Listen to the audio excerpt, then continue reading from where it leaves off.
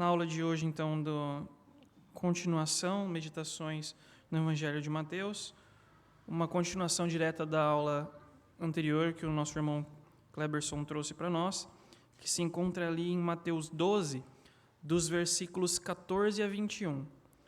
Gostaria que nós estejamos lendo todos juntos Mateus 12, de 14 a 21, para a gente já saber exatamente de qual texto vamos tratar essa manhã. Leamos.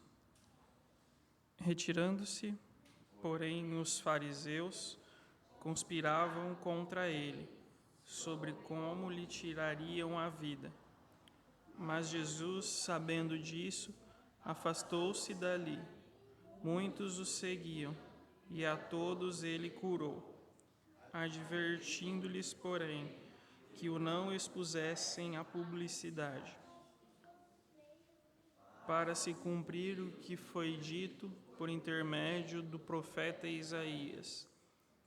Eis aqui o meu servo, que escolhi, o meu amado, em quem a minha alma se compraz. Farei repousar sobre ele o meu espírito, e ele anunciará o juízo aos gentios.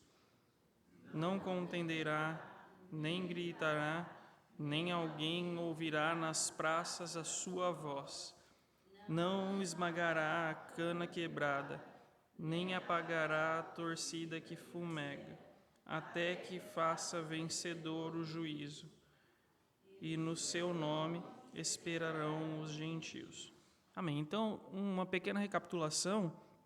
Na aula anterior, os fariseus estavam ali questionando Jesus sobre as curas que ele realizava aos sábados. Então, era um caso ali do homem com a mão ressequida, em que eles estavam ali perguntando se tudo bem Jesus ou praticar ali curas nos sábados. E após esse questionamento, Jesus respondeu ali nos versos 11 e 12, ao que lhes respondeu: qual dentre vós será o homem que, tendo uma ovelha, e num sábado esta cair numa cova, não fará todo esforço tirando-a dali? Ora, quanto mais vale um homem que uma ovelha. Logo, é lícito nos sábados fazer o bem. Então, onde se passa esse cenário da aula de hoje, é logo após essa resposta que Jesus dá aos fariseus. E, consequentemente, com os fariseus conspirando para tirar a vida de Jesus. Então, após esse questionamento e essa resposta, aqui no versículo, logo no versículo 14, retirando-se, porém, os fariseus conspiravam contra ele, sobre como lhe tirariam a vida. Então, é esse o cenário da aula de hoje. A primeira coisa que nos chama a atenção, e o autor destaca aqui, é como o coração humano é desesperadamente afundado na iniquidade. O quanto o coração humano não convertido é perdido nos pecados e afundado, ele usa aqui, desesperadamente afundado na iniquidade, a ponto de nem sequer perceber, não notar e muito menos se convencer das coisas erradas que estão fazendo. Então, após esses fariseus serem silenciados e derrotados pelo argumento de Jesus, ficou ali de uma forma irrefutável tudo aquilo que Cristo respondeu a eles. Eles foram plenamente silenciados e não tiveram o que responder. Eles se afundaram ainda mais no pecado no coração deles, e ao invés de entenderem essa resposta de Jesus Cristo, de se convencerem daquilo que Cristo revelou e de se converterem, eles não deram ouvidos. Eles apenas endureceram os corações e começaram imediatamente a conspirar como eles iriam matar Jesus. Então, essa reação dos fariseus à resposta de Cristo mostra esse lado do coração humano fechado, endurecido, pesado pelo pecado, onde o pecado cega os olhos, tapa os ouvidos, e mesmo com Jesus respondendo de uma forma muito direta e muito clara, até fazendo uma analogia sobre cuidados com ovelhas e pastores, algo muito comum na região e para aquela época, ainda assim, eles não quiseram dar ouvidos. E imediatamente, eles começaram a planejar como eles iriam matar Jesus. E aí o autor ele faz alguns pequenos questionamentos, mas que maldade havia Jesus praticado para que ele fosse tratado dessa maneira pelos fariseus? Eles não podiam fazer nenhuma acusação legítima a Cristo.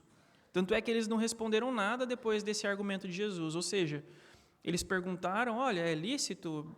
O que você acha de curar aos sábados? Jesus deu a resposta e eles se calaram. Não tinham o que dizer. Eles estavam ali realmente confrontados e sem saída. Então, eles não tinham uma acusação legítima para fazer contra Jesus e se calaram. E assim funciona a natureza humana, manifestando essa verdadeira face. O coração não convertido odeia a Deus e mostrará esse ódio sempre que houver uma oportunidade favorável. Então, naquele momento em que eles foram confrontados e silenciados, emergiu o pecado e eles manifestaram a verdadeira face, ou seja, ódio. Buscaram maneiras já de planejar a morte de Cristo imediatamente. Então, o autor ele salienta que não tinha nada que eles pudessem acusar a Cristo. Eles até buscaram um motivo, um tropeço, como em várias outras passagens também isso aconteceu, mas não encontraram nenhuma forma de acusá-lo. E o autor ainda destaca que essa natureza humana sempre perseguirá aqueles que praticam o bem e andam de forma correta. Esses fariseus e essas pessoas que são assim sempre sentem-se confrontados por qualquer um que manifeste algo sobre Deus e que tenha sido renovado segundo a imagem do próprio Deus.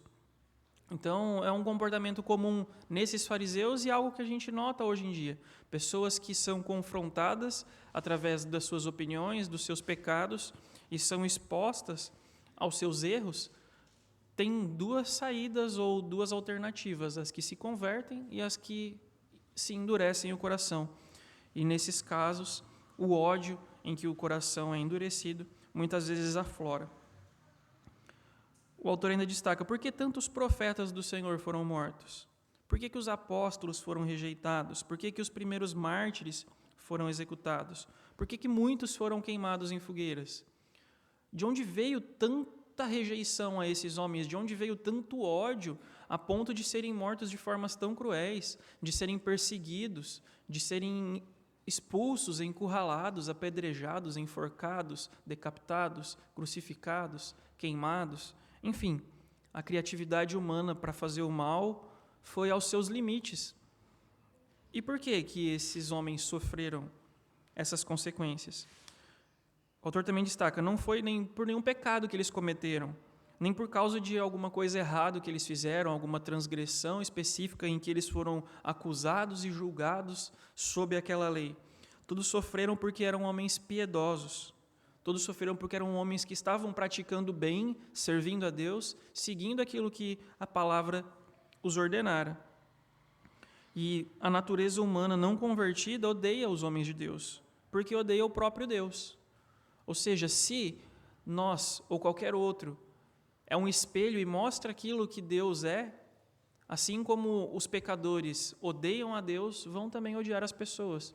E aí vem o fruto desse ódio, né? As mortes, a rejeição, o isolamento, as torturas. Então, o ódio a Deus é refletido na vida daquele que serve a Deus.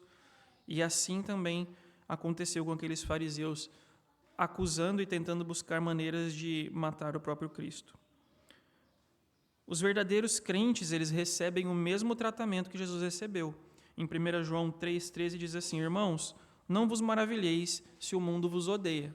Ou seja, não fiquem espantados, não estranhem se o mundo te odeia, porque é o mesmo tratamento que Cristo recebeu. Da mesma forma que foi com Cristo, será conosco, será com muitos. E nem mesmo o andar mais perfeito na presença de Deus vai isentar o crente dessa inimizade com os homens no seu estado natural. Pelo contrário, quanto mais nós nos parecemos com Cristo, com Deus, quanto mais nós colocamos para fora tudo aquilo que recebemos e entendemos o Evangelho e expomos, mais as pessoas lá fora são confrontadas com seus erros, com os seus pecados, e isso, naquelas que não se converterem e endurecerem os corações, vai gerar ódio, vai gerar rebeldia. E isso vai gerar todas essas situações de problemas. Ainda que alguns países tenham um pouco mais de liberdade, não se chega às vias de fato de tortura, morte, perseguição, mas nós sabemos que em muitos países isso ainda ocorre. E aí o autor diz que nós devemos sempre lembrar que houve um único homem perfeito sobre a terra e que ele foi odiado. Parece até que o autor conhece alguns ditados que existem aqui no Brasil, né? Olha, nem Jesus agradou todo mundo, quanto mais eu. Mais ou menos isso que ele quis dizer. O único homem perfeito que andou sobre a terra foi odiado. Então, muito provavelmente nós também seremos. E não é dos defeitos ou da fraqueza do crente que o mundo desgosta, mas sim da bondade e da identidade de vida com Deus. Ou seja, a bondade gerada e o amor gerado ao próximo que os crentes manifestam através da vida em Cristo e em Deus vão confrontar o jeito que o mundo vive, disseminando ódio, violência, escravidão. E isso vai gerar cada vez mais conflitos entre os convertidos e aqueles que não são. Precisamos entender que o mundo odiou a Cristo e continuará odiando os crentes. Então, é uma coisa que vai se perpetuar pela história. Desde quando os primeiros cristãos estavam ali iniciando a sua caminhada, como nós ouvimos aqui, até antes de Cristo, com os profetas, e assim continuará com todos nós. Pode ser hoje, pode ser amanhã, o mundo continuará odiando os crentes, porque o mundo odeia a Deus. Um outro ponto que o autor destaca nesse pequeno texto que a gente leu, e chama atenção, é a encorajadora descrição do caráter de Jesus. Inclusive, esse é o título desse capítulo, a encorajadora descrição desse caráter de Jesus. Que Mateus, quando escreveu o livro, ele extraiu das profecias de Isaías, um trecho: não esmagará a cana quebrada, nem apagará a torcida que fumega. Então, são dois termos, duas expressões que são usadas como figura de linguagem por Isaías e aqui reescritas por Mateus, que tem uma explicação. Então, a explicação mais simples que o autor coloca aqui no livro, para cana quebrada e torcida que fumega, é que o Espírito Santo estava aqui descrevendo pessoas cuja graça no momento é fraca, a fé no momento é fraca, cujo arrependimento é débil, cuja fé é pequena. Então, são pessoas que Jesus vai mostrar um relacionamento compassivo, terno, ou seja, ele não esmagará as pessoas de pequena fé, nem vai apagar, ou seja, aniquilar essas pessoas cujo arrependimento ainda esteja débil.